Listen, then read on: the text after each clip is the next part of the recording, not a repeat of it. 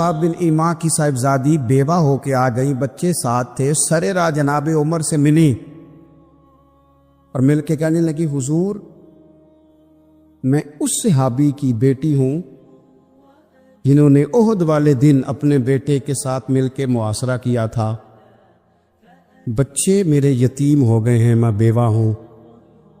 حضرت فاروق اعظم رضی اللہ تعالیٰ عنہ نے فہرست نہیں مانگی، خرچے کی ڈیٹیل نہیں مانگی، تم آنا فلانے سے ملنا، پرسوں 9 بجے آ جانا دفتر، یہ کوئی بات نہیں کی۔ حضرت عمر غور سے کھڑے، اس بیٹی کی بات سنی، چھم چھم سیدنا فاروق کی آنکھوں سے آنسو گرے، دوڑ کے گھر گئے، ایک اونٹ نکالا، وہاں سے مال غنیمت کا مال کے بھر کے 2 بوریاں، اور بوریوں میں کیا تھا؟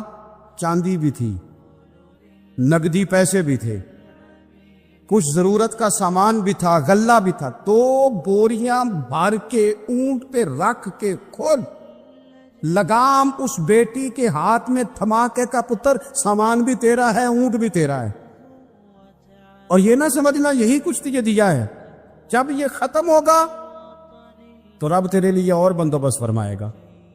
کیا مانا کہ ڈیوٹیاں لگا دی گئی ہیں، ہمیں پتہ ہے یہ سامان کب تک ختم ہو جائے گا، پیسے کب تک ختم ہو جائیں گے، تیرے لیے میں نے نئے حکم بھی جاری کر دیے ہیں۔ ایک شخص نے کہا حضور ایک بیوہ کو آپ نے کچھ زیادہ ہی نہیں دے دیا؟ کہا ایک ہی خاتون کو آپ نے اتنا نہیں دے دیا؟ تو حضرت عمر ناراض ہو گئے، فرمانے لگے تجھے تیری مار ہوئے، میری نظروں میں آج بھی وہ جلوہ موجود ہے جب اس کا باپ اور بھائی میدان احد میں کافروں کے خلاف لڑائی کر رہے تھے، آج تک میری نظر میں موجود ہے، تو کہتا ہے میں نے زیادہ دے دیا۔ عزیز دوستو، عرب شریف کے اندر بے شمار مسائل تھے، بت پرستی، عقیدے کا بگاڑ سب سے بڑا مسئلہ تھا۔ اس کے بعد پھر عورتوں پر ظلم ہے، غلاموں کو بیچا جاتا ہے، لوگ ایک دوسرے کے حقوق غصب کرتے ہیں، ڈھیروں مسائل تھے، اور صدیاں بیت گئیں۔ حضرت عیسیٰ علیہ السلام کے بعد آسمان سے کوئی وحی نہیں آئی، زمین و آسمان کا رابطہ نہیں ہوا، بے شمار مسائل تھے جن پر فوری اصلاح کی ضرورت تھی۔ لیکن جو پہلی وحی آئی ہے نا غار حرا میں، جو صدیوں بعد زمین کا آسمان کا آپس میں پہلا رابطہ ہوا ہے، وہ نہ تو بظاہر عقیدہ توحید پر ہے، نہ عورتوں کے حقوق کی بات کرتی ہے، نہ غلاموں کی بات کرتی ہے۔ جو پہلی وحی نازل ہوئی ہے وہ وحی یہ کہتی ہے کہ اقرأ بسم ربک الذی خلق، پڑھو اپنے رب کے نام سے جس نے پیدا کیا ہے۔ جو پہلی وحی نازل ہوتی ہے وہ یہ کہتی ہے کہ اپنے رب کے نام سے پڑھو۔ معنی کیا ہے کہ پڑھو گے نا اللہ کے نام سے، کتاب و سنت کو پڑھو گے تو عقیدہ توحید بھی ٹھیک ہو جائے گا، عورتوں کے حقوق کی بھی سمجھ آ جائے گی۔ یہ جو سٹیج پہ دوست بیٹھے انہیں موبائل نہیں چلانا چاہیے، ان کے لیے تو بالکل درست نہیں ہے۔ اللہ سلامت رکھے آپ حضرات کو۔ توجہ تقسیم ہوتی ہے نا، سامنے والے تو آپ کو دیکھتے ہیں، توجہ تقسیم ہوتی ہے، آپ مہربانی فرمائے صرف سنیں، نیچے چلے بیٹھے ہیں، ان کا معاملہ ہو رہا ہے۔ بھائیوں، پہلی وحی جو نازل ہوتی ہے وہ علم کی بات کرتی ہے۔ تعلیم اتنی بڑی روشنی ہے جس کی وجہ سے سارے اندھیرے ہی ختم ہو جاتے ہیں۔ بعض اوقات نا اندھیرے زیادہ ہوتے ہیں، اور اس اندھیرے کی وجہ سے موذی بھی زیادہ جمع ہو جاتے ہیں۔ کسی کمرے میں اندھیرا ہو تو سانپ بھی آ گیا، بچھو بھی آ گئے، چھپکلیاں بھی آ گئیں۔ اب اگر آپ اندھیرے میں ان سب کو مارنا چاہیں گے تو نہیں مار سکیں گے، ہاتھ نہیں آئیں گے، تکلیف ہوگی۔ ان سارے موذی جانوروں سے بچنے کا بہترین حال یہ ہے کہ کمرے میں اجالا کر دیں۔ آپ کے لائٹ جلاتے ہی بہت سارے جانور تو ویسے ہی بھاگ جائیں گے، مارنے ہی نہیں پڑیں گے۔ تو یاد رکھیے کہ اندھیرا کفر کا ہو، شرک کا ہو، ظلم کا ہو، جبر کا ہو، اس کا علاج کیا ہے کہ علم کا چراغ روشن کر دو۔ علم کی روشنی آپ کو پتہ ہے جو جاہل پیر ہوتا ہے نا وہ اپنے آستانے پہ مدرسہ نہیں بناتا. کیوں؟ کہ جو پرانے وڈیرے ہوتے تھے نا، اللہ ماشاءاللہ سارے نہیں، لیکن جو پرانے وڈیرے ہوتے تھے وہ اپنے گاؤں میں اسکول نہیں بننے دیتے تھے. جو جاہل تھے وہ کیوں نہیں بننے دیتے تھے؟ وہ کہتے تھے اگر غریبوں کے بچے پڑھ گئے تو ہماری بھینسوں کو چارہ کون ڈالے گا، پڑھنے نہیں دیتے تھے.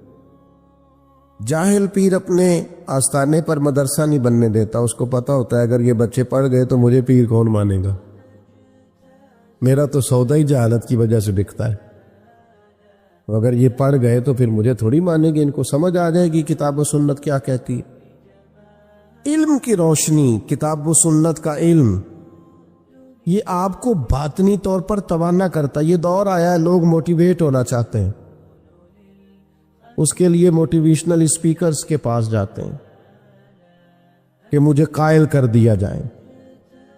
میاں بیوی کے باہمی معاملات ایک بہت بڑا اور اہم ایشو ہوتا ہے.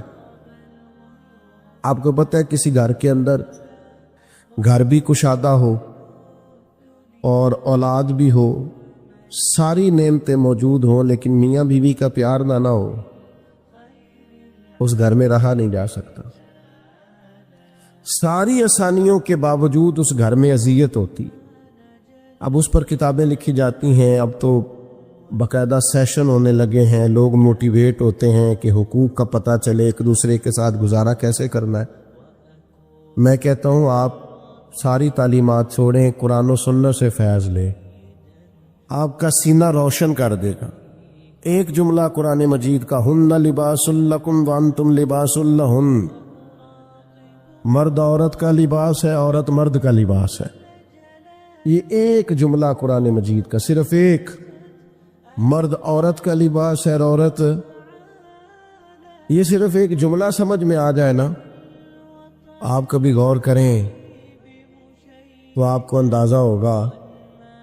بڑی باتیں یہاں بڑے خوبصورت پہلو علماء تفسیر نے چھیڑے ہیں. 3 باتیں عرض کرتا ہوں. علماء نے لکھا ہے مرد عورت کا لباس ہے. یہ دیکھیں کتاب و سنت کے علم کی روشنی کا کیا حال ہے. مرد عورت کا لباس ہے اور عورت مرد کا لباس ہے. فرماتے ہیں پہلی بات یہ ہے کہ گرمی ہو یا سردی ہو، جسم کو موسم کی شدت سے لباس ہی بچاتا ہے. آپ یعنی سخت گرمیوں میں بھی لوگ کہتے ہیں سر پہ کپڑا لے لو تاکہ دھوپ کی تمازت سے بچ سکو. گرمی ہو یا سردی ہو، موسم کی شدت سے لباس بچاتا ہے. تو میاں بیوی بھی ایک دوسرے کو حالات کی شدت سے بچاتے ہیں. یہ اس رشتے کی خوبصورتی ہے. پھر آپ یہ دیکھیں کہ بعض اوقات جسم پر دھبے ہوتے ہیں، عیب ہوتے ہیں، لباس پہن لیں تو سارے چھپ جاتے ہیں. معنی کیا ہے؟ میاں بیوی ایک دوسرے کے عیب چھپاتے ہیں. پھر انسان کتنا بھی خوبصورت کیوں نہ ہو، بغیر لباس کے خوبصورت نہیں ہوتا. اللہ کرے آپ کو سمجھ آئے. لوگ یہ نہیں کہتے بندہ اچھا لگ رہا ہے، کہتے ہیں کپڑے کتنے اچھے لگ رہے ہیں. یہ لباس پہنا ہے، اس میں آپ کتنے سجے، کتنے پیارے لگ رہے. دین نے کہا میاں بیوی ایک دوسرے کا لباس ہے. مرد بیوی کی وجہ سے سجے گا، عورت خامند کی وجہ سے زینت پائے گی. تو قرآن مجید کا جو علم ہے، قرآن مجید کی جو تعلیمات ہیں، کتاب و سنت کے جو ارشادات ہیں، وہ تازہ دم کریں گے. جب تک امت قرآن مجید سے رہنمائی لے گی، جب تک امت قرآن مجید کی طرف رغبت کرے گی، حدیث پاک کی طرف توجہ کرے گی، یہ آسان زندگی گزارے گی. لیکن ہم نا برکت کے لیے تو قرآن مجید پڑھتے ہیں. نئی دکان شروع کرتے ہیں لوگ، تلاوت کراتے ہیں نا وہاں. کس لیے تلاوت؟ تو اس لیے کرانی چاہیے تھی کہ میں دکان اس طرح چلاؤں گا جس طرح قرآن بتاتا ہے، میں اس طرح تجارت کروں گا جو احکامات، اس لیے کرانی چاہیے تھی نا. لیکن عجیب فلسفہ ہے نا، قرآن پڑھایا جا رہا ہے دکان پہ، اور اگر کام سارے وہ ہوں جو قرآن مجید کی تعلیم کے مخالف ہے تو برکت آئے گی قرآن پڑھنے سے؟ آپ تجارت اس طرح کریں جو تعلیم قرآن ارشاد فرماتا ہے. آپ صرف برکت دیکھیں جی میں نے نیا مکان بنایا ہے تو قرآن پڑھا لو، کس لیے؟ آپ یہ بتائیں کہ آپ نے مکان اسی طرح بنایا نا حلال پیسوں کا جو قرآن بتاتا ہے. آپ اس میں زندگی اسی طرح گزاریں گے جو قرآن تعلیم دیتا ہے. تعلیم قرآن کے مطابق قرآن کہتا ہے یا ایھا الذین آمنوا قوا انفسکم واہلیکم نارا، اے ایمان والو خود بھی جہنم سے بچو اور اپنے گھر والوں کو بھی جہنم سے بچاؤ. یہ قرآن مجید گھر بتانے کا طریقہ بتاتا ہے کہ کوئی ایسا کام نہ کرنا جو دوزخ میں لے جائے. تم نے خود بھی بچنا ہے. حضرت عمر رضی اللہ تعالیٰ عنہ نے یہ آیت نازل ہوئی تو نبی کریم علیہ السلام سے پوچھا یا رسول اللہ اس کا معنی کیا ہے؟ خود بھی دوزخ سے بچو اور اپنے گھر والوں کو بھی بچاؤ، اس کا کیا معنی ہے؟ تو نبی پاک علیہ السلام نے فرمایا عمر اس کا معنی یہ ہے کہ جن چیزوں کا اللہ رسول تمہیں حکم دیتے ہیں تم اپنے گھر والوں کو ان چیزوں کا حکم دو، اور جن چیزوں سے رب رسول تمہیں منع کرتے ہیں تم اپنے گھر والوں کو ان چیزوں سے منع کرو. مطلب کیا ہوا کہ گھر اس طرح چلاؤ جو دین کہتا ہے. اپنے گھر کے اندر نظام وہ نافذ کرو جو قرآن و حدیث کا نظام ہے، جو قرآن و سنت کا پیغام ہے. لیکن لوگ تلاوت کرائیں گے گھر میں برکت کے لیے. قرآن کے مطابق گھر چلانے کی کوشش ہے. صحابہ کا یہ طریقہ تھا کہ قرآن و سنت کا جو حکم انہیں ملتا تھا اس پر عمل کرتے تھے. ہمارے ہاں بڑی برکت ہوتی ہے ماشاءاللہ جی، تلاوت ہو جائے پہلے، اللہ خیر کرے. سیاسی جلسوں میں بھی پہلے تلاوت ہوتی ہے، بعد میں ترجمہ بھی ہوتا ہے. او خدا کے بندے ان سے پوچھ کہ تلاوت اور ترجمے کی حد، اور پتہ نہیں کس بیماری کا نام ہے جمہوریت، اور کس خاص افہیم کا نام لوگوں نے رکھ لیا ہے جمہوریت. نہ کسی جماعت میں ہے نہ کسی جگہ ہے، اور پتہ نہیں اسلام تو کسی جمہوریت کا قائل نہیں، اسلام تو خلافت کا قائل ہے. اسلام تو کہتا ہے کہ آپ کو کوئی نیا قانون بنانے کی ضرورت ہی نہیں، قانون تو اللہ رسول نے بنا دیے. آپ نائب بن کے ان کا نفاذ کرے، بات ختم ہو گئی. اور لوگ اپنا اپنا چورن بیچتے ہیں، اور قوم کو وہ جس زمانے میں غالباً 97 میں یا 99 میں ایک حکومت بدلی تھی، تو میں صبح صبح ایک جگہ پہ اخبار پڑھ رہا تھا تو ایک بابا جی ناشتہ بیچا کرتے تھے. میں نے ان سے کہا آپ کو پتہ ہے رات کی حکومت بدل گئی؟ کہنا پتر جیڑا مرضی آوے میں تے مزدوری کر کے روٹی کھانی، سانوں تے حکومتاں نہ کدے کو فائدہ نظر، محنت کرتے ہیں تو کھاتے ہیں، کہیں نظر نہیں آتا یہ معاملہ کیا ہے. تو بھائی یاد رکھیں گے آپ کہ آپ تلاوتیں تو کرا رہے ہیں اسمبلیوں میں بھی، دیگر جگہوں، یہ بھی بتائیں کہ قرآن کے نظام کے مطابق چلا رہے ہیں نظم کو. قرآن مجید حدیث پاک یہ عمل کے لیے ہے. ہمارے ہاں جلسے ہوتے ہیں، کتنے گھنٹے کی تقریر ہوئی؟ 3 گھنٹے کی. کتنے گھنٹے کی تقریر ہوئی؟ 2 گھنٹے. کتنے گھنٹے کی تقریر ہوئی؟ 1.5 گھنٹے کی. اب آپ ساری تقریر چھوڑیں، 5 منٹ اس جو تقریر ہے اس میں سے 5 منٹ والی تقریر پہ عمل کریں. جو بتایا گیا اس میں سے 5. میں ایک جگہ پہ بیان کے لیے گیا تو گفتگو میں نے کی، میں آ گیا. اگلے سال وہ دوست پھر آگے کہنے لگے پچھلے سال آپ نے 25 منٹ تقریر کی تھی، عید کی لمبی کیجئے گا. میں نے کہا 25 منٹ والی پہ عمل ہو گیا. اگر تو 25 منٹ والی پہ عمل ہو گیا تو چلو اس دفعہ 40 منٹ کر لیتے ہیں. لیکن اگر ہم نے قرآن و حدیث کو بھی معاذ اللہ کانوں کے ذائقے کے لیے رکھا ہوا ہے، کیا بات کی، بڑا مزہ آیا ماشاءاللہ، وہ عمل کم کرنا. صحابہ کرام نے کتاب و سنت کو لیا تو وہ سمجھتے تھے یہی تعلیمات نجات ہے.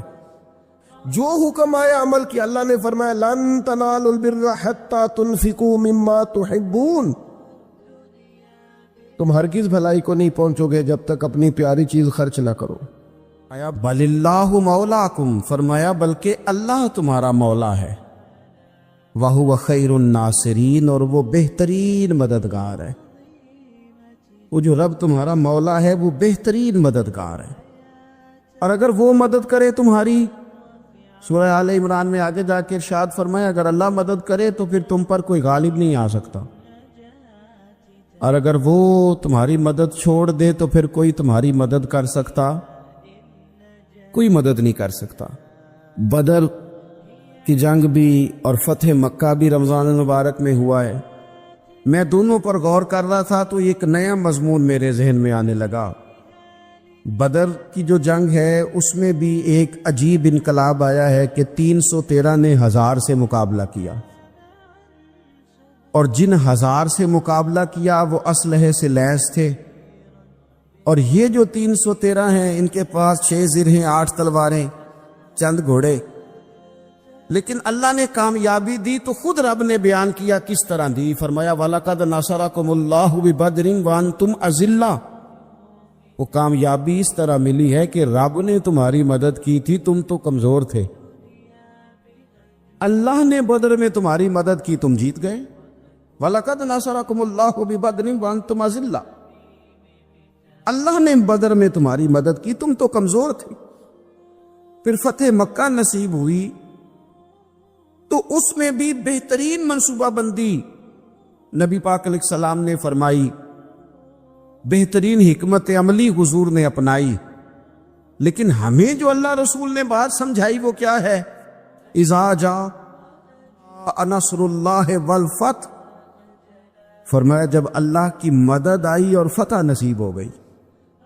یہ اللہ نے مدد فرمائی تمہاری، یہاں بھی فتح مکہ بھی اللہ کی مدد سے، جنگ بدر بھی اللہ کی مدد سے۔ وہ جو مدد ہے اللہ تعالیٰ کی، جب وہ ہم یہ کرتے ہیں کہ ہم اپنی ساری زندگی سیاست کی نظر کر دیں، ہماری سیاست صرف ملک میں نہیں ہوتی، ہماری سیاست خاندان میں بھی ہوتی ہے، ہم گھر کے اندر بھی سیاست کرتے ہیں، ہم کسی خاص طریقے سے لوگوں کو اپنے پیچھے چلانا چاہتے ہیں، ہم ایک خاص اسلوب اختیار کرتے ہیں کہ لوگ ہمارے پیچھے چلیں۔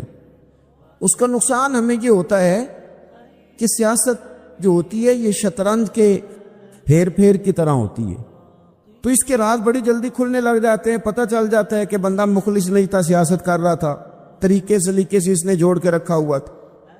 ہم ہر جگہ سیاست کے بل بوتے پر چیزوں کو لے کے چلنا چاہتے ہیں، سیاستیں ناکام ہو جاتی ہیں، سیانے لوگ فیل ہو جاتے ہیں، بچتا صرف وہی ہے جس کے پیچھے رب تعالیٰ کی مدد شامل حال ہوتی ہے۔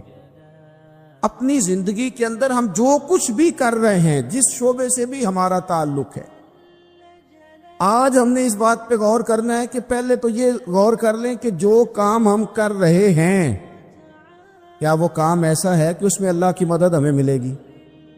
اگر آپ کوئی معاذ اللہ ناجائز کام کر رہے ہیں، فعل حرام کا ارتکاب کر رہے ہیں، تو اس میں تو مدد الہی آئے گی نہیں۔ پہلے تو یہ دیکھیں جو کر رہے ہیں وہ کام مدد الہی والا ہے، اور اگر اللہ تعالیٰ کی مدد والا وہ کام ہے پھر اس پر غور کریں کہ کیا ہم نے مالک سے مدد کا سوال کیا ہے، ہمیں مدد میسر آ رہی ہے۔ وہ میں نے بزرگوں سے ایک بات سنی تھی، وہ بڑی یاد رہ گئی۔ وہ فرمایا کرتے تھے قابلیت بھی بڑی چیز ہے لیکن قبولیت سب سے بڑی چیز ہے۔ قابل ہونا بھی بڑی بات ہے لیکن زیادہ بڑی بات یہ ہے کہ اس کی بارگاہ میں قبول بھی ہے کہ نہیں۔ اپنی زندگی میں اللہ کی مدد کی طرف بڑھیں، مالک کی مدد کا حصول اختیار کرنے کی کوشش کریں، اللہ کے ساتھ اپنے آپ کو جوڑیں۔ اگر اللہ کی مدد نصیب ہو، یہ جو ہم جتنا ڈرتے رہتے ہیں، سہمے رہتے ہیں، پریشان رہتے ہیں کوئی کیا کر دے گا، ہمارے ہاں نا ہر شعبے میں معاذ اللہ ایک مافیا ہے، الا ماشاء اللہ۔ وہ مافیا کہتا ہے میرے ساتھ ملو گے تو میں چلنے دوں گا ورنہ میں نہیں چلنے دوں گا، مارکیٹ میں آ ہی نہیں سکتا فلانا بندہ کیونکہ یہاں ہمارا قبضہ ہے۔ اور میرے بھائی پھر بہت سارے لوگ جن کی نیتیں اور ارادے بڑے اچھے ہوتے ہیں شروع میں، وہ بھی اس مافیا کا شکار ہو جاتے ہیں اور ان کے رنگ میں رنگ جاتے ہیں۔ یاد رکھنا، کسی شخص کی بلیک میلنگ کا کبھی شکار نہ ہونا، کبھی کسی کی میٹھی اور مسجع مکفہ باتوں کا شکار نہ ہونا۔ کوئی کیا کر سکتا ہے اگر اللہ مددگار ہو تو؟ جس کو رب کریم اٹھانا چاہے اسے کوئی گرا سکتا ہے؟ ہم یہ ڈرے ڈرے سہمے سہمے پریشان پریشان فیصلہ کرنے کی طاقت نہیں، مجھے چلنا چاہیے کہ نہیں، اٹھنا چاہیے کہ نہیں، کرنا چاہیے، اٹھ باندھ کمر کیوں ڈرتا ہے؟ پھر دیکھو خدا کیا کرتا ہے۔ حضرت عبداللہ ابن عباس فرماتے ہیں میرے نبی پاک علیہ السلام نے میری تربیت فرمائی، حضور نے میری تربیت فرمائی، اور محبوب پاک علیہ السلام نے فرمایا عبداللہ یاد رکھنا، یہ نوجوان دوست میری بات لکھ لیں، پریشان لوگ میری بات لکھ لیں، جن کے پاس قوت فیصلہ نہیں وہ اس بات کو لکھ لیں۔ حضرت عبداللہ ابن عباس فرماتے ہیں میرے نبی پاک علیہ السلام نے مجھ سے فرمایا تھا عبداللہ سن، اگر ساری دنیا مل کے تیرا کوئی نفع کرنا چاہے کر نہیں سکتی جب تک میرے رب کی رضا نہ ہو، اور فرمایا ساری دنیا مل کے تیرا کچھ بگاڑنا چاہے تو عبداللہ بگاڑ نہیں سکتی جب تک رب کریم کی حکمت کا تقاضا نہ ہو۔ لوگوں سے ڈرنا، لوگوں کی طرف دیکھنا، ماحول دیکھ کے اپنے راہ کا تعین کرنا، ہر بندے کے خیالات کے مطابق ڈھلنے کی کوشش کرنا، فلانا نہ ناراض ہو جائے، فلانا نہ ناراض ہو جائے، وہ جس نے ہونا ہو جائے، بس رب رسول ناراض نہ ہو۔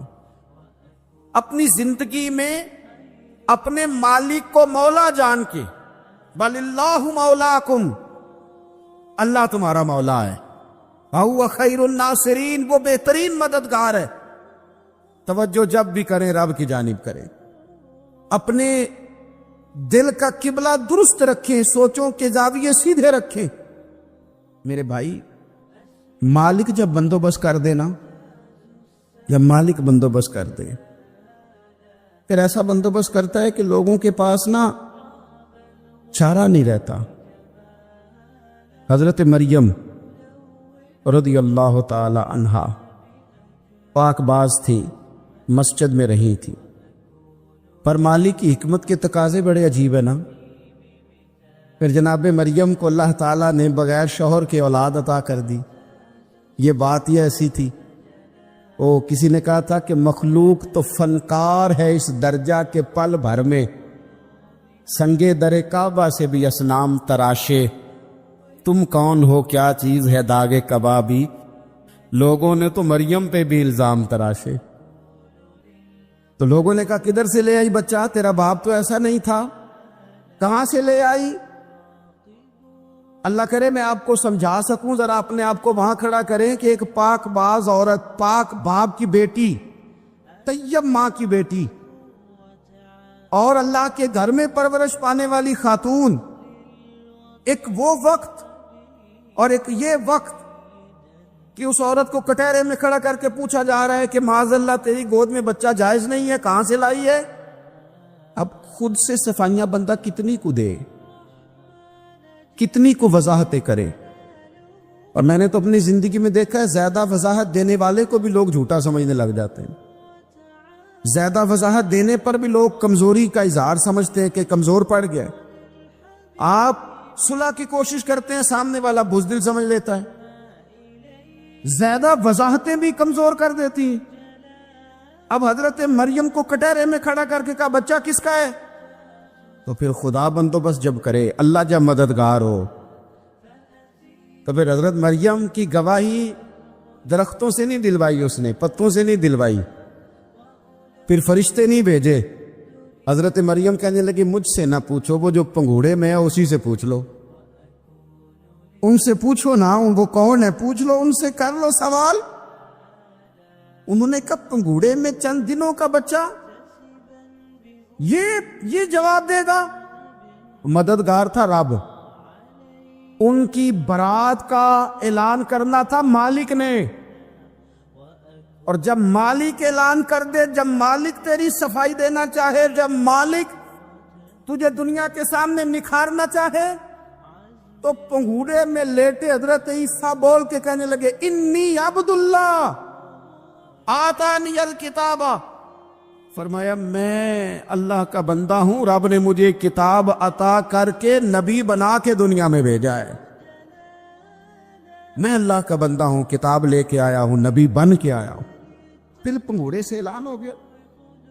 پھر بچہ بول پڑا. اور یہ ایک دفعہ نہیں بات ہوئی.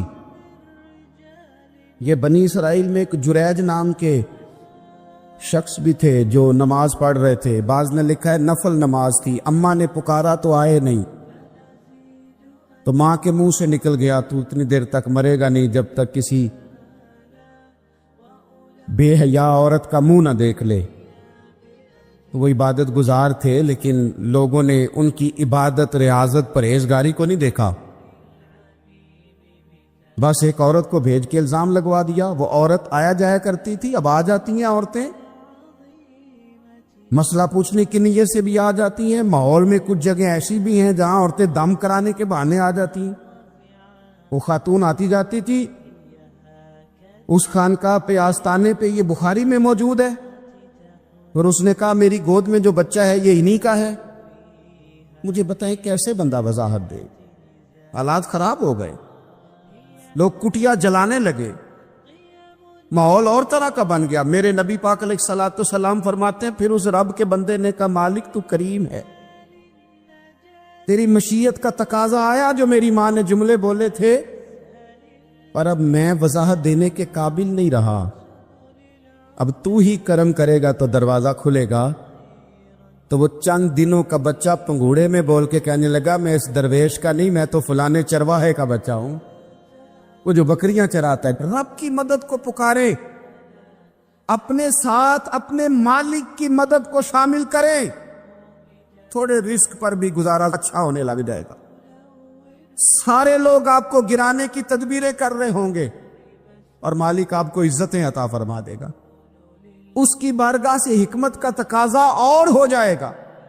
ہم نے ساری زندگی لوگوں کو راضی کرنے میں گزار دی, ساری زندگی بڑھاپا آ گیا بچوں کو پالتے, اور بچوں نے آخری عمر میں کہہ دیا ابا اگر کوئی ڈھب کا کام کر لیتے تو آج ہمارے دن بھی پھر نہ جاتے.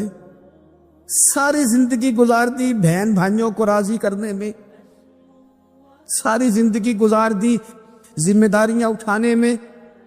ان کو 99 دفعہ دیا, ایک دفعہ نہیں دیا تو انہوں نے کہہ دیا تو نے تو کبھی دیا ہی نہیں, تو تھا ہی نہیں. ساری زندگی محلے داروں, علاقے والوں کو راضی کرنے میں گزار دی. اور میں نے ایسے لوگ بھی دیکھے دین کے لیے وقت گزارا, لیکن جب بڑھاپے میں دانت کام نہ کرتے تھے تو وقت کے مفتیوں کو بھی مسجدوں کی کمیٹیوں نے کہہ دیا اب آپ کی سمجھ نہیں آتی, ہم نے خطیب کو یور رکھنا ہے, نہ دیکھو دنیا کی طرف, دنیا رلا دیتی ہے, نہ راضی کرو بندوں کو, بندے تھکا دیتے ہیں, نہ پیچھے بھاگو ہر وقت دنیا داروں کے, یہ انسان کو کمزور کر دیتے ہیں. وہ تو کریم ہی بڑا ہے, 2 آنسو زمین پر بعد میں گرتے ہیں, بندے کے گناہ سارے پہلے معاف فرما دیتا ہے. اللہ کی مدد کا حصول, اپنے مالک کی مدد کی طرف بڑھنا. آپ کو بدر کی جنگ بھی یہی درس دے گی, آپ کو احد کا میدان بھی یہی سبق دے گا, فتح مکہ بھی یہی سبق دے گا. میرے دوستو, جب رب مدد فرمائے, جب اللہ مددگار بنے. دوستوں سے ایک بات اکثر کرتا ہوں, میں کہتا ہوں کہ جتنے درد سے آپ امیر کو اپنی کہانی سناتے ہیں نا, اور جس طرح آپ کے آنسو بات کرنے سے پہلے گر جاتے ہیں کہ غریب ہیں, بچیاں ہیں, کاروبار میں, او میرے سنگیو, اس سے آدھے آنسو اپنے رب کی بارگاہ میں بکھیرو, اس کے حضور عرض گزار ہو جاؤ, اس سے طلب کرو. ایک وقت انسان پر زندگی میں ایسا آتا ہے کہ اسے یوں محسوس ہوتا ہے کہ میرا سایہ بھی ذرا سا پیچھے ہٹ گیا ہے.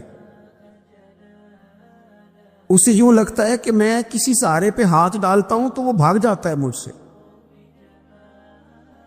لیکن مالک کی بارگاہ ایسی عظیم بارگاہ ہے, رب رسول کے آستانے اتنے بڑے ہیں کہ آپ جب وہاں کشکول طلب دراز کرتے ہیں تو جھولی پھیلانے میں دیر لگتی ہے, ان کو بھرنے میں تو کوئی دیر نہیں لگتی.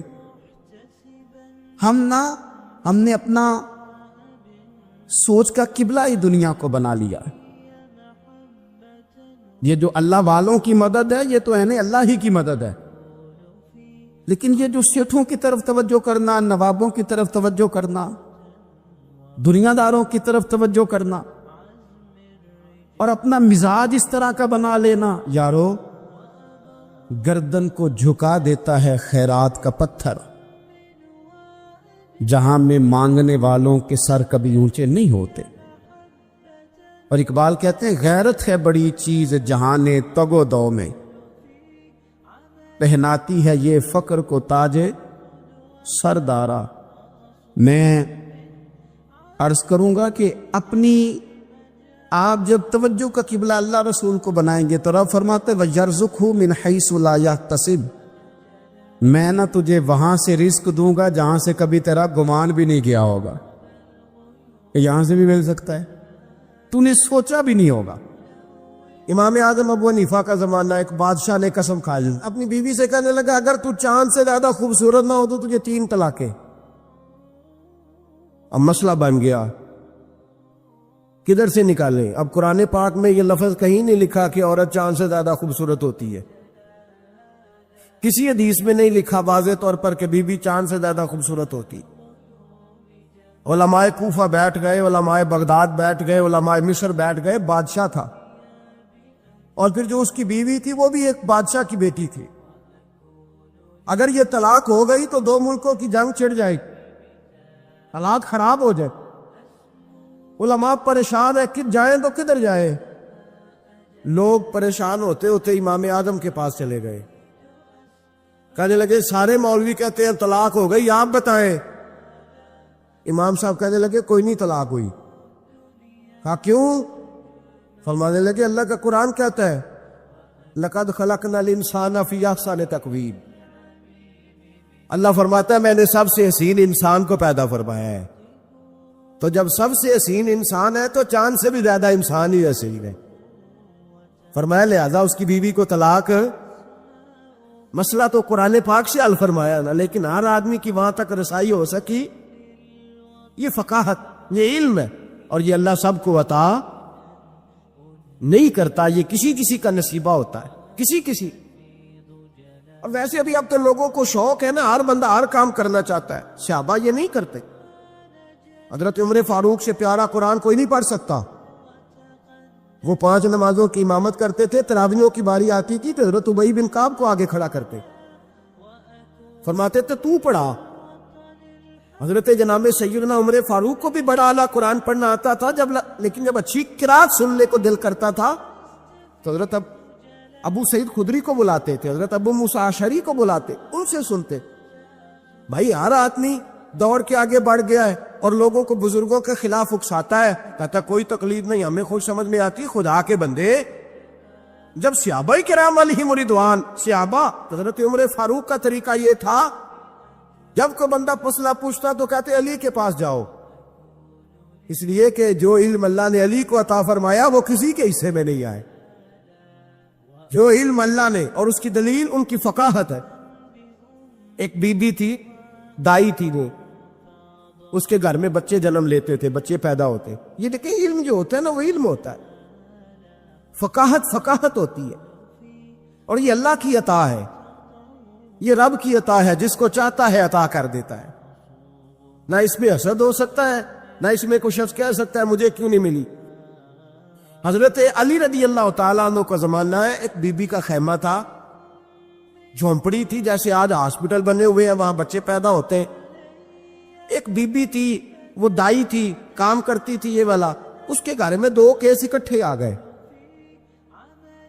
نہ اتنی لمبی چوڑی لائٹیں ہوتی تھی، اس نے اپنی جھونپڑی میں دونوں بیویاں اکٹھی تھی، دونوں کو اللہ تعالیٰ نے اولاد دی۔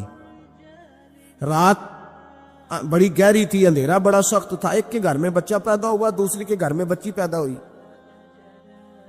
اب جب صبح کا اجالا نکلا تو جھگڑا شروع ہو گیا، دونوں بیویاں مطالبہ کرتی ہیں بیٹا میرا ہے، بیٹا میرا ہے۔ اب وہ دائی بھی نہیں بتا سکتی، اندھیرا بڑا سخت تھا، بوڑھی عورت تھی، سمجھ نہیں آتی کیا کروں۔ تلواروں تک بات چلی گئی، لوگوں نے کہا کیوں لڑتے ہو جب مولا علی شیر خدا جو موجود ہے، انا مدینہ تو علم و علی بابوہا، نبی پاک نے فرمایا میں علم کا شہر ہوں، علی اس کا دروازہ ہے۔ فرمایا جب اتنا بڑا شخص موجود ہے تو ضرورت ہی نہیں۔ لوگ پریشان ہو کے گئے، جا کے کہنے لگے حضور ایک مسئلہ آ گیا، ذرا سوچ کر غور کر کے بتائیے۔ اندھیرے میں بچہ پیدا ہوا، ایک بیوی کے یہاں بیٹا، ایک کے یہاں بیٹی، اب دونوں بیٹے کی طلبگار ہے، فیصلہ کیسے کرے؟ تو حضرت علی نے کہا بڑے تم پریشان آئے تھے، یہ بھی کوئی بات ہے؟ دونوں بیویوں کا تھوڑا تھوڑا دودھ نکال کے تولو، جس کا دودھ وزنی بیٹا اسی کا ہے۔ کہا حضرت جی یہ مسئلہ آپ نے کیسے نکالا؟ فرمانے لگے قرآن پاک سے نکالا ہے۔ کہا کیوں؟ فرمانے لگے اللہ قرآن میں کہتا میں نے بیٹے کے 2 حصے رکھے ہوئے ہیں اور بیٹی کا 1 حصہ رکھا ہوا ہے، تو جب اللہ کسی کے گھر میں بیٹا دیتا ہے تو دودھ بھی وزنی ہوتا ہے، اس لیے کہ ڈبل وزن کا ہوتا۔ انہوں نے دودھ نکال کے تولا، مقدار 1 جتنی، مقدار 1 جتنی، اس کا ½ کلو دودھ، اس کا 1 کلو، وزن کیا تو پورا ہو گیا۔ پیمانے رکھے گئے تو وہ ناپنے میں اور تھا، تولنے میں اس کا دودھ وزنی نکلا۔ جب دودھ وزنی نکلا تو جناب سیدنا علی المرتضیٰ فرمانے لگے جس کا دودھ وزنی بیٹا اسی کا ہے، اللہ ڈبل وزن کا دودھ عطا کرتا۔ اب مسئلہ کہاں سے نکلا بولیے؟ لیکن ہر بندہ نکالنے کی طاقت، یہی حضرت امام اعظم ابو حنیفہ کا کمال ہے۔ صحابہ کے زمانے میں ضرورت نہیں تھی صحابہ کو، ایک تو وہ اتنی لاپرواہی کی نماز نہیں پڑھتے تھے جتنی ہم پڑھتے ہیں۔ اتحیات میں بیٹھے ہیں، سورۃ فاتحہ پڑھی جا رہی ہے، اتحیات میں بیٹھ کے بندے پوچھتے ہیں آگے، کہتے ہیں حضرت میں اتحیات میں سورۃ فاتحہ پڑھ رہا تھا، ساری پڑھ لی ہے، وہ تو رکوع کا وقت ہے تو یاد آیا کہ یہ تو اتحیات ہے۔ اتنی لاپرواہی کی پہلے تو وہ نمازیں نہیں پڑھتے، پھر اگر کسی کو غلطی ہو جاتی تو سامنے جناب رسالت امام صلی اللہ علیہ وسلم کا جلوہ بددعا موجود تھا، وہ حضور سے پوچھ لیتے۔ جب وقت گزرنے لگا نا، تابعین کا زمانہ آیا تو پھر مسئلہ بنا۔ ایک تو تھوڑا تھوڑا مشکات نبوت سے لوگ دور ہوئے تو لاپرواہی بھی آنے لگی۔ اب لوگوں نے پوچھنا شروع کیا کہ سورۃ فاتحہ بھول جائے تو کیا کرے؟ رکوع میں بندہ چلا گیا ہے تو رکوع تو کر لیا لیکن سبحان ربی العظیم نہیں یاد رہا تو کیا کرے؟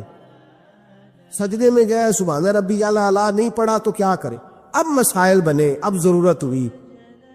امام اعظم نے اصول فقہ مرتب کی، ہمیں بتایا کہ نماز میں فرض کیا ہے، نماز میں واجب کیا ہے، نماز میں کیا شے ضروری ہے اور کیا شے ضروری نہیں ہے، وہ بھی انہوں نے حدیثیں سامنے رکھی کہ نبی پاک نے کس کس بات کی کتنی تاکید کی، کس کس بات کی زیادہ تاکید نہیں فرمائی۔ پھر انہوں نے مسئلہ بتایا کہ قیام کرنا فرض ہے، رکوع کرنا فرض ہے، لیکن رکوع میں سبحان ربی العظیم کہنا سنت ہے، اگر کسی کی رہ بھی جائے گی تو اس کی نماز ہو جائے گی۔ قوما کرنا فرض ہے، سجدہ کرنا فرض ہے، لیکن سجدے میں سبحان ربی الاعلیٰ کہنا سنت ہے، رہ بھی گیا تو نماز، جو سجدہ ہی نہیں کرے گا اس کی نہیں۔ تو یہ اصول بنائے امام اعظم نے۔ امام اعظم کون تھے؟ کپڑے کے ایک بہت بڑے تاجر تھے، ان کے بیٹے تھے، پورا نام تھا نعمان بن ثابت۔ امام اعظم ان کا لقب ہے، ابو حنیفہ ان کی کنیت ہے۔ لوگ جب اپنی مرضی کی باری آتی ہے تو حرم شریف کے حوالے دینے شروع کر دیتے، پھر حرم شریف میں جو ہوتا ہے، حرم شریف میں نے کہا چلو وہی مان لو، مسجد نبی میں باب بلال سے داخل ہو جاؤ یا باب ہجرت سے داخل ہو جاؤ۔ مسجد نبی میں جب داخل ہوگے، اندر مسجد کے قدم رکھو گے دونوں دروازوں سے جا کے، تو جو کھلا سین ملے گا اس سین کے اوپر یوں سامنے نظر ڈالو گے تو 4 اماموں کے نام لکھے ہوئے فقہ کے، جو سب سے پہلا نام لکھا ہے وہ امام اعظم ابو حنیفہ کا لکھا ہوا۔ آج بھی مسجد نبی میں، آج بھی دوسرا امام شافعی کا، تیسرا حضرت امام مالک کا، چوتھا امام محمد بن حنبل کا، اور آج بھی فقہائے مکہ اور مدینہ جب فتویٰ دیتے ہیں تو امام محمد بن حنبل کے قول پہ فتویٰ دیتے ہیں، اور ہر جگہ وہ اعلان کرتے ہیں کہ ہم فقہ کے ماننے والے مقلد ہیں امام محمد بن حنبل کی، وہ اعلان کرتے ہیں، انہوں نے لکھ کے لگایا ہوا۔ ایک پوری دنیا کی لوگ تو کسی نہ کسی امام کی تقلید کرے، اور ایک چھوٹی جماعت اٹھ کے کہے نہیں ہمیں ڈائریکٹ سمجھ آئی ہے، تو کیسے بھائی تمہیں سمجھ آ گئی؟ امام اعظم ابو حنیفہ کا نام نعمان بن ثابت تھا، کوفے میں پیدا ہوئے تھے، صحابہ کے شاگرد تھے، 80 ہجری میں پیدا ہوئے، 150 ہجری میں آپ کا وصال ہوا۔ باپ تاجر تھے، اب فرماتے ہیں میں سیانا ہوا تو تجارت میں لگ گیا، ریشمی کپڑے کا کاروبار تھا, بہت بڑا گھرانہ مالدار تھا ہمارا. میں گلی سے گزرتا تھا, رستے میں امام شابی کا مدرسہ تھا. میں بچوں کو پڑھتے دیکھتا تو مجھے شوق ہوتا. اکثر میں وہاں 2-4 منٹ 10 منٹ قیام کرتا.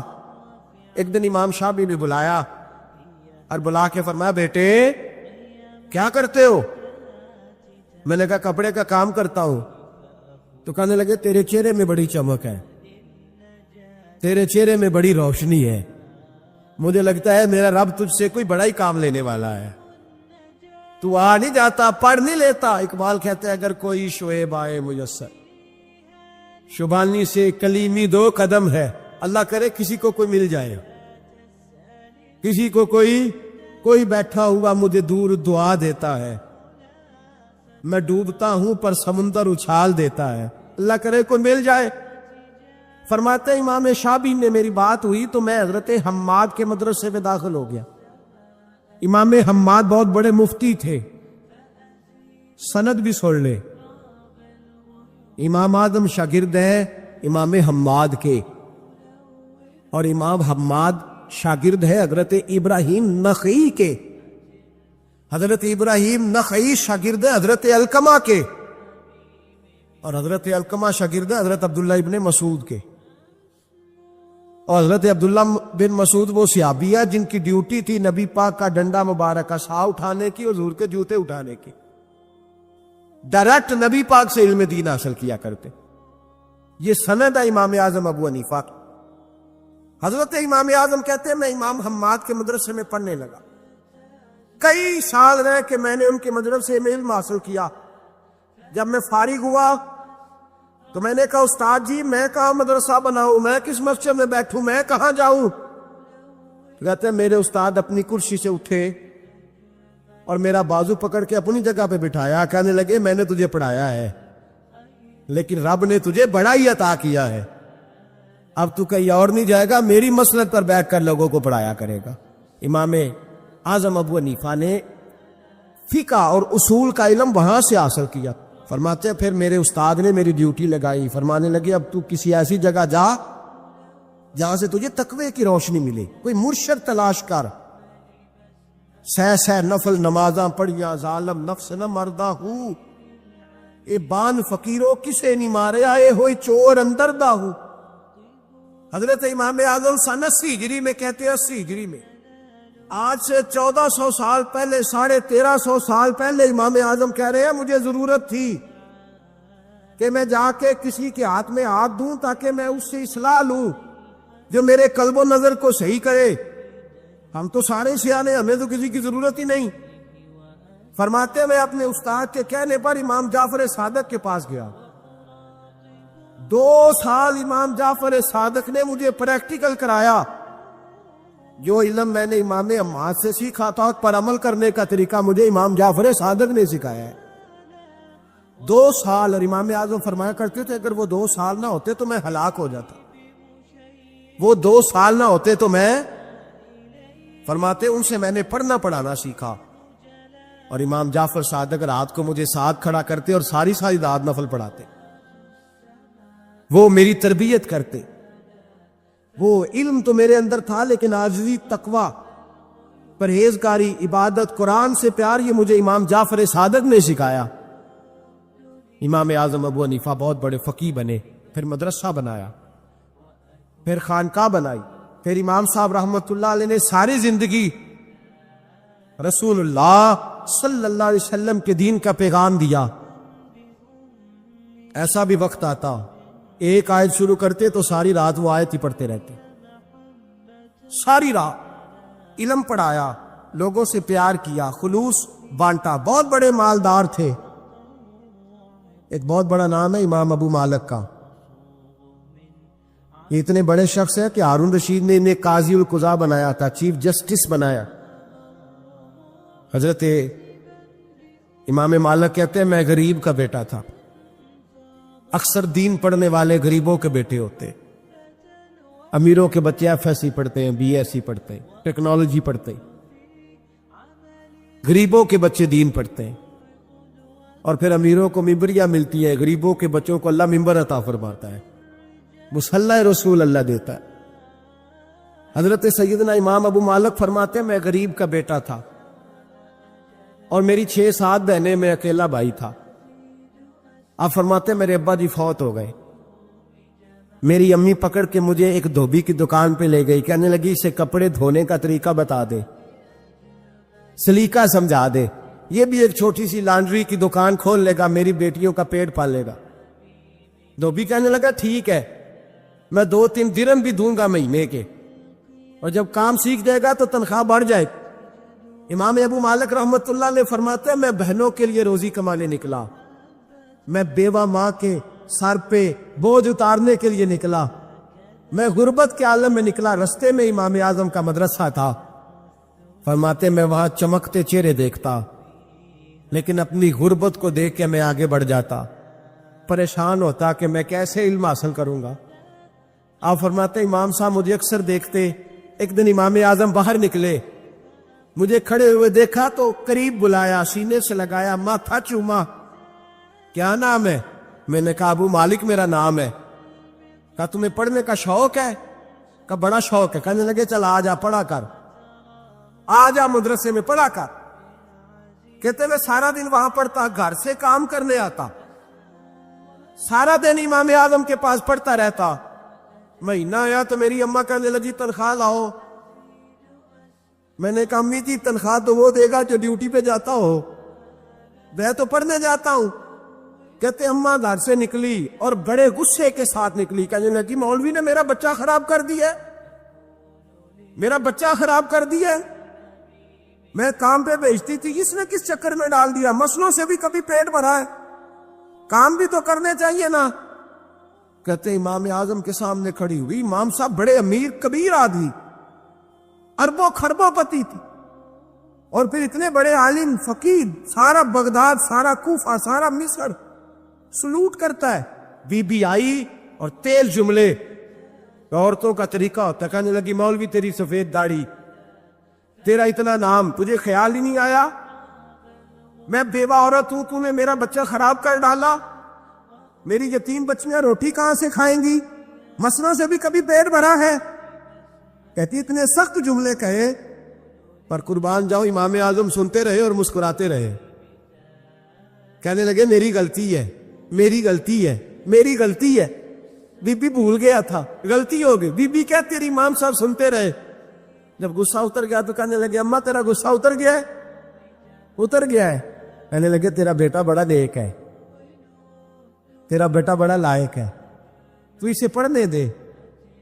कहने लगे चुप कर बे मौलवी, ये पढ़ेगा तो मैं रोटी कहां से खाऊंगी। इमाम साहब कहने लगे मुझे बताएगी तेरे घर का खर्चा कितना है? उसने एक लफ्ज तो है 3 दिनार का, एक रवायत ऐसी भी लिखी है बुजुर्गों ने, कहने लगी 40 दिरहम है। और अम्मा कहती मैंने जानबूझ के ज्यादा बताए, हालांकि मैं कनाब का खर्चा करती थी, लेकिन जब खुला डुला करे तो वो वाला खर्चा बताया। मैंने कहा 40 दिरहम खर्चा है, तू देगा? तो कहते इमाम आजम कहने लगे अम्मा तुझे लेने नहीं आना पड़ेगा, पहली से पहले तेरे घर में पहुंच जाया करेंगे, यकम से पहले आएंगे। ओ भाइयों कहां उस्ताद मिलते हैं, कहां उस्ताद मिलते हैं, कहां वो लोग मिलते हैं जो दुआएं मांगते, इल्तिजाएं करते, प्यार करते। गुजर गया वो दौर, अब तो सूट लेने का दौर है, मिठाइयां लेने का दौर है, हाथ डलवाने का दौर आया है। अब कौन पूछता है? अब तो पूछते हैं तू मेरे लिए क्या लाया है। हजरत सैयदना इमाम आजम अबू हनीफा रहमतुल्लाह अलैह 1 दिन नहीं, 2 दिन नहीं, 4 दिन नहीं, 5 महीने नहीं, 20 साल तक कहना आसान, बोलना आसान, सुनना आसान, 30 साल तक इमाम अबू मालिक के घर में खर्चा देते रहे, वो पढ़ते रहे। अम्मा कहने लगी तू मेरे बेटे को लगा तो लिया है, तो पढ़ के बनेगा क्या? हजरत इमाम आजम फरमाने लगे बादशाहों के तख्त पर बैठकर बादशाहों के साथ खाने खाया करेगा, उनके साथ बैठ के हलवा खाएगा, वक्त आएगा तू देखेगी। कहते हैं मेरे इमाम इंतकाल कर गए, वक्त बीत गया, हारून रशीद ने मुझे बुलाया बगदाद में और कहा मैं आपको चीफ जस्टिस बनाने लगा हूं। कहते हैं मैं खुशी से سجدے کرنے لگا. میں چیف جسٹس بنا. میں نے اپنی اماں کو خط لکھا کہ اماں بغداد آ جا، تیرے بیٹے کو اللہ نے بڑی شان عطا کر دی ہے. فرماتے ہارون رشید کی بیوی بڑی اولیاء کی، علماء کی بڑی فرما بردار تھی، محبت کرنے والی تھی. اس نے حلوہ بنا کے بھیجا، کھانا بنا کے بھیجا. ہارون رشید تخت پہ بیٹھ کے کھانے لگا تو کہنے لگا امام صاحب آپ ہی یہیں آ جائیں میرے ساتھ. کہتے ایک کونے میں وہ بیٹھ گیا، ایک میں بیٹھ گیا، بیچ میں کھانا رکھ لیا. اتنی دیر میں میری اماں بھی پہنچ گئی. 2 لقمے کھائے تھے کہ اماں آ گئی. جب اماں نے مجھے تخت پہ بیٹھے دیکھا، ایک یتیم، ایک لاوارث، ایک بن باپ کا بچہ، وہ کل تک جو بہنوں کے لیے 4 دینار نہیں لا سکتا تھا، تخت پہ بیٹھ کے جب روٹی کھاتے دیکھا تو اماں تڑپ گئی، روئی، چیخیں ماری. میں نے کہا اماں کیا ہوا؟ کہنے لگی بیٹا مجھے تیرا استاد یاد آ گیا ہے.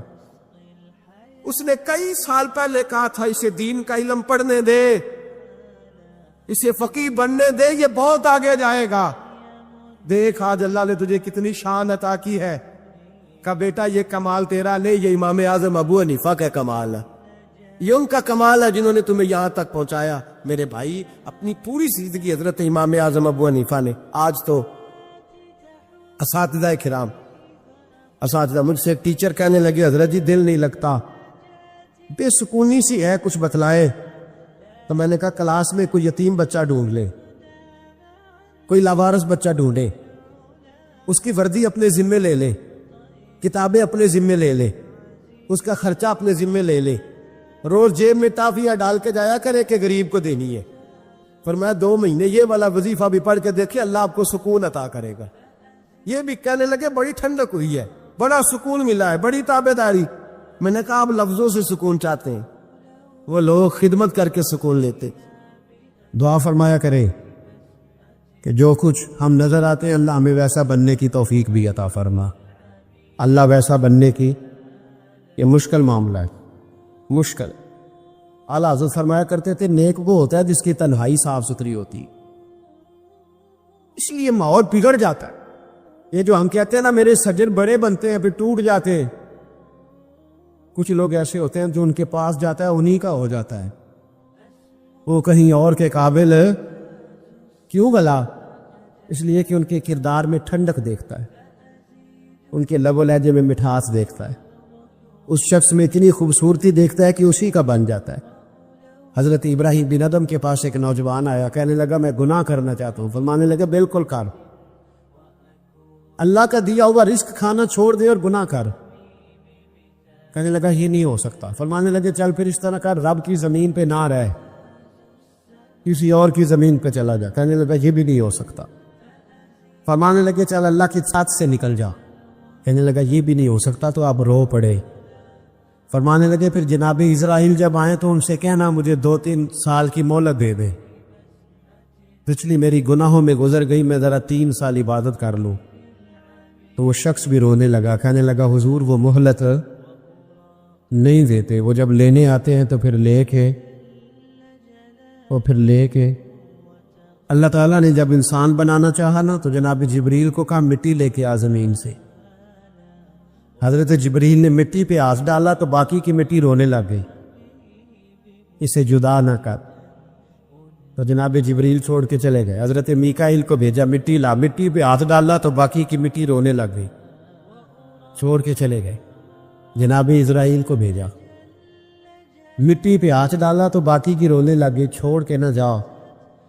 تو حضرت اسرائیل فرمانے لگے تیرا رونا دیکھو کہ رب کا حکم دیکھو. وہ لے گئے. جب پیش کی تو رب کریم نے فرمایا اسرائیل جان نکالنے کی ڈیوٹی بھی تیری، تو مٹی کو لے آنا، باقی مٹی روتی بھی رہے تو روتی رہے. جب میرا فیصلہ آ جائے تو پھر اس میں کوئی گنجائش، ہم کھاتے بھی اللہ کا ہیں، نافرمانی بھی اس کی کرتے، زمین پہ بھی اس کی چلتے ہیں، نافرمانی بھی اس کی کرتے، حکم کسی اور کا مانتے، چھت پہ رب کریم کی رہتے. اس طرح نظام نہیں چلتا. ایک میری طرح کا دیندار تھا جو چہرے کا تو نیک تھا، اندر پتہ نہیں کیا کچھ تھا. ایک طوائف گزر رہی تھی، اس نے اس کو تبلیغ کر دی. کہنے لگا بس کر دے، سیانی بن جا۔ تو کسی دانشور میں لکھا ہے اس نے بڑا سخت جواب دیا اس عورت نے، کہنے لگی بابا میں تو جو ہوں وہ نظر بھی آ رہی ہوں، تو بتا جو تو نظر آتا ہے وہ تو ہے کہ نہیں؟ اس بندے نے چیخ ماری اور بے ہوش ہو کے گر پڑا۔ تو لوگوں نے کہا بابا آج کسی صوفی کا کلام سنا ہے؟ جو بے ہوش ہو گیا تو اس نے کہا نہیں، آج طوائف کی بات سنی، طوائف کی۔ تو وہ عجیب بات کر گئی ہے، وہ کہہ گئی ہے میں تو جو ہوں میں نظر آ رہی ہوں، تو بھی تو بتانا، تو بتانا کہ تو دستار امامت پہنتا ہے، تو بتا تو جو کہلاتا ہے تو وہ ہے کہ نہیں؟ یہ وقال الانسان ما لہا، یہ راز قیامت میں کھلے گا۔ ہم جو کچھ بتا رہے ہیں نا اپنی زبانوں سے، ہمیں اپنے گناہوں کا احساس ہونا چاہیے۔ ایسا نہ ہو کہ جب سزا ملے تو پھر اس طرح کی ملے کہ دوبارہ کسی کو کوئی منہ دکھانے کے قابل نہ رہے۔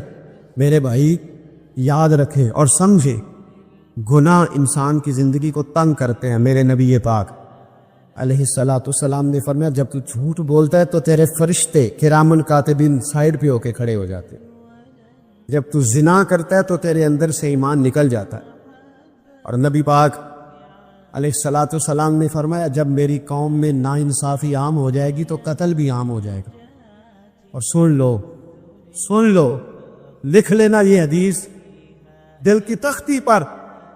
نبی پاک علیہ السلام نے فرمایا جب میری قوم میں بے حیائی اور بدکاری عام ہو جائے گی تو دو سزائیں اللہ دے گا۔ ایک تو جوان موتیں آئیں گی، جوان بچے کچھ بھی نہیں دیکھا چلے گئے، اور دوسری سزا اللہ یہ دے گا کہ ایسی بیماریاں آئیں گی جن کا علاج نہیں ملے گا، ایسے امراض ٹوٹ پڑے۔ اگرچہ میں آپ کو ایسی تقریر بھی سنا سکتا تھا جس پہ آپ بہت زیادہ محظوظ ہوتے، پر میں نے اس جمعے میں ایسا موضوع چنا ہے جس کا ہمیں خاص ضرورت ہے۔ بھائی دیکھے تو صحیح کہ ایسا تو نہیں کہ ہم ان عیبوں میں مبتلا ہیں۔ میرے نبی کریم علیہ السلام نے فرمایا جب تم نیکی کا حکم دینا اور برائی سے منع کرنا چھوڑ دو گے پھر اللہ تم پر ظالم حکمران مسلط کرے۔ اور اگلے لفظ اس سے بھی زیادہ سخت ہیں، محبوب فرمانے لگے پھر تمہاری نیک لوگ دعائیں بھی کریں گے تو اللہ وقتی طور پر ان کی دعاؤں کو بھی قبول نہیں فرمائے گا، اس لیے کہ تم لوگوں نے نیکی کا حکم دینا اور بھلائی سے روکنا چھوڑ دیا۔ عزیزو یاد رکھو جب گناہ عام ہوتے تو پھر حالات بدلتے اور لوگوں کو سزا ملتی ہے ان کے گناہوں کی، بلکہ یہاں تک لکھا ہے کہ نیت خراب ہو تو سزا شروع ہو جاتی۔ کیا خراب ہو؟ بولیے گا۔ نیت بھی خراب ہو تو سزا۔ حضرت رومی کہتے ہیں کہ ایک بادشاہ کو پتہ چل گیا کہ ایک آدمی نے بڑا اچھا باغ لگایا ہے، خوبصورت باغ ہے، مالٹے کا، کنوں کا باغ، بڑا پیارا۔ بادشاہ نے کہا ذرا جا کے دیکھتا ہوں۔ بادشاہ سلامت باغ دیکھنے آئے تو اب وہ مزدور آدمی تھا، عام آدمی تھا جس نے باغ لگایا، کسان تھا، اس کو کہا کہ چند کنوں توڑ کے لایا تو بڑے پیارے لگے، ایک دو اور لایا، کھائے، بڑے میٹھے، بڑے پیارے، بڑے توانا، بڑا مزہ آیا۔ تو بادشاہ کے دل میں خیال آیا کہ اس پہ قبضہ نہ کر لوں باغ پہ۔ ہمارے یہاں نا کرائے پہ دکان دیتا نا مالک، تو جب کسی غریب کی چل جاتی ہے کہتا ہے تو خالی کر، میں نے خود ڈال لی ہے، چل گئی نا اس کی، حالانکہ رزق اپنے اپنے نصیب کا ہے، رزق اپنے اپنے نصیب کا ہے، جس کو اللہ تعالیٰ چاہتا ہے عطا کرتا ہے۔ تو اس کو کہا کہ اور توڑ کے لا، اور دل میں خیال ہے کہ یار اتنا اچھا باغ ہے، قبضہ کر لیتے ہیں، ہماری حکومتیں قبضہ کر لیتی ہے کہ کوئی چیز اچھی لگ جائے۔ اب وہ کسان 2-3 کنوں توڑ کے لایا، اس نے کھائے تو کھٹے نکلے، ترش تھے۔ کہنے لگا تجھے کیا ہو گیا ہے؟ تو بندہ بڑا صاحب دل تھا، کہنے لگا میں تو ٹھیک ہوں، آپ اپنی نیت سے پوچھیں کہیں خراب تو نہیں ہو گئی۔ تو کنوں میں بھی اس کا اثر آ گیا ہے، اپنی نیتیں بگڑ جائیں نا، نیتیں اب ایک بات کہنے لگا ہوں، غور سے سننا. جب تک دو بھائی اکٹھے کاروبار کرتے ہیں نیت ہوتی ہے کہ ہمارا گھر چلے گا، تب تک اللہ برکت دیتا ہے. اور جب اپنی اپنی جیبیں سمیٹنے لگ جاتے ہیں نا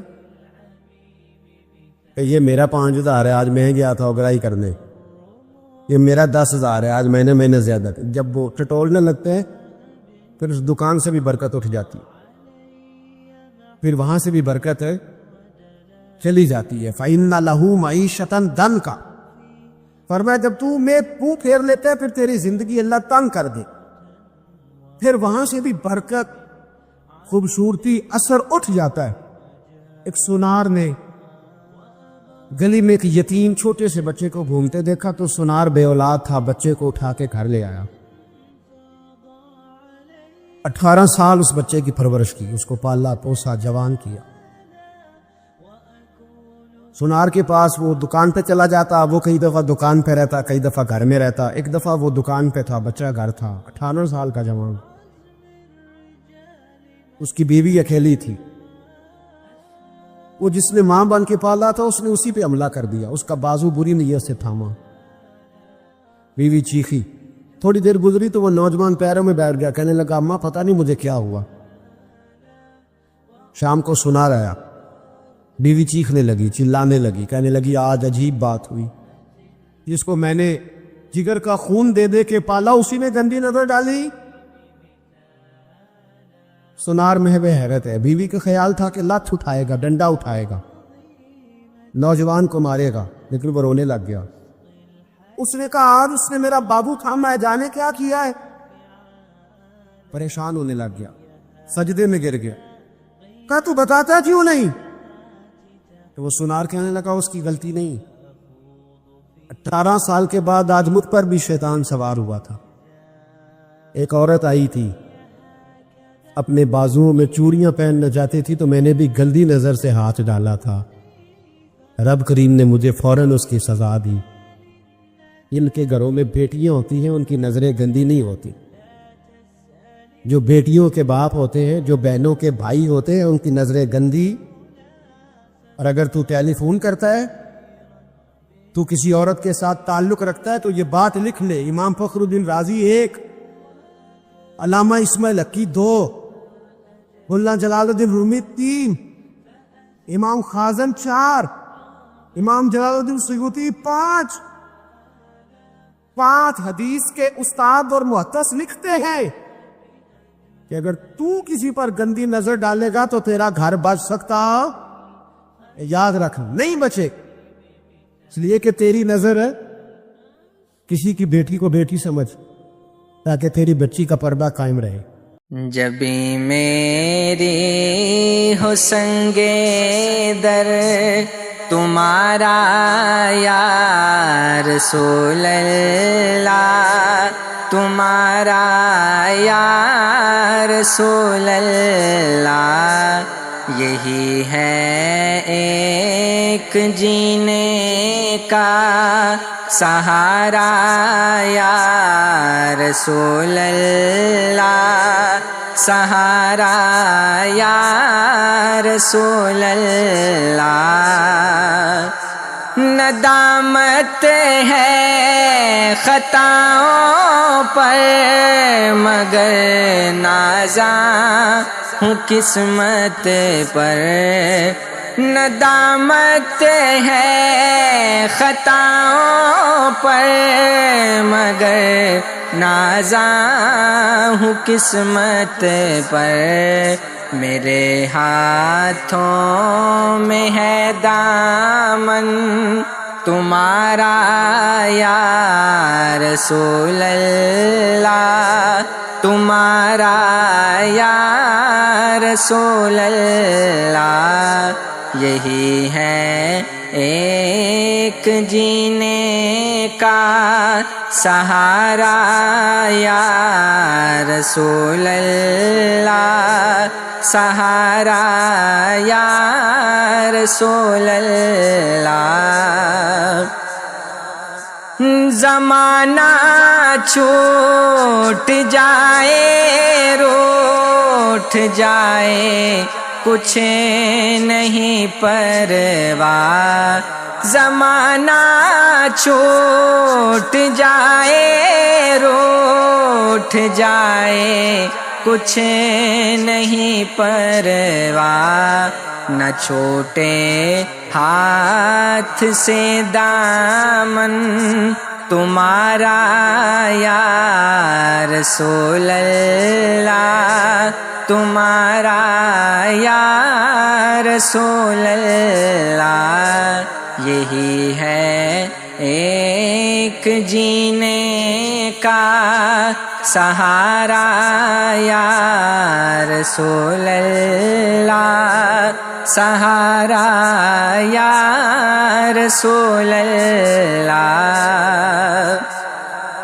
نہ دنیا کی مجھے خواہش، نہ عقبے کی تمنا ہے، نہ دنیا کی مجھے خواہش، نہ عقبے کی تمنا ہے، مجھے اپنا بنا لیجئے خدا را یا رسول اللہ، خدا را یا رسول اللہ۔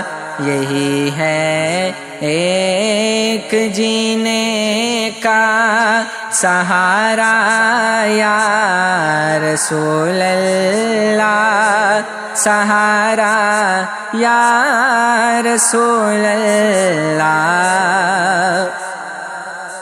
نہیں ایسا کوئی جس پر نہ ہو احسان کی بارش، نہیں ایسا کوئی جس پر نہ ہو احسان کی بارش، تیرے ٹکڑوں پہ ہے سب کا گزارا یا رسول اللہ، گزارا یا رسول اللہ۔ یہی ہے ایک جینے کا سہارا یا رسول اللہ، سہارا یا رسول اللہ۔ میں قربان اس ادائے دستگیری پر میرے آقا، میں قربان اس ادائے دستگیری پر میرے آقا، مدد کو آ گئے جب بھی پکارا یا رسول اللہ، پکارا یا رسول اللہ۔ یہی ہے ایک جینے کا سہارا یا رسول اللہ، سہارا یا رسول اللہ۔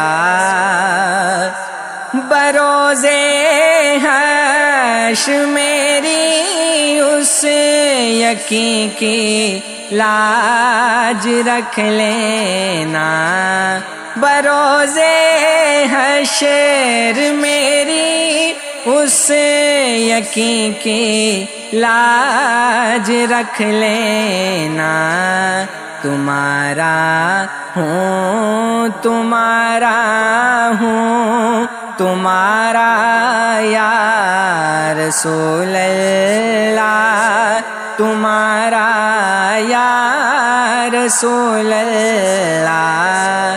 یہی ہے ایک جینے کا سہارا یا رسول اللہ، سہارا یا رسول اللہ۔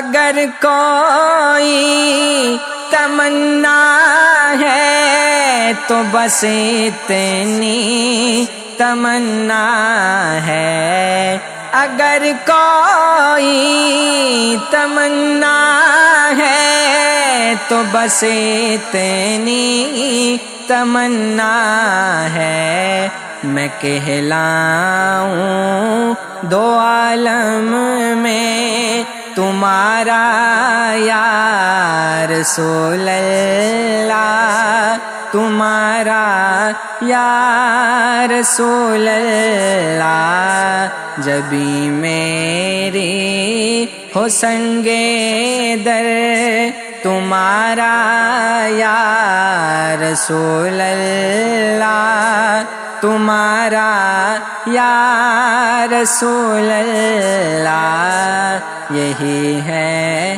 ایک جینے کا سہارا یا رسول اللہ، سہارا یا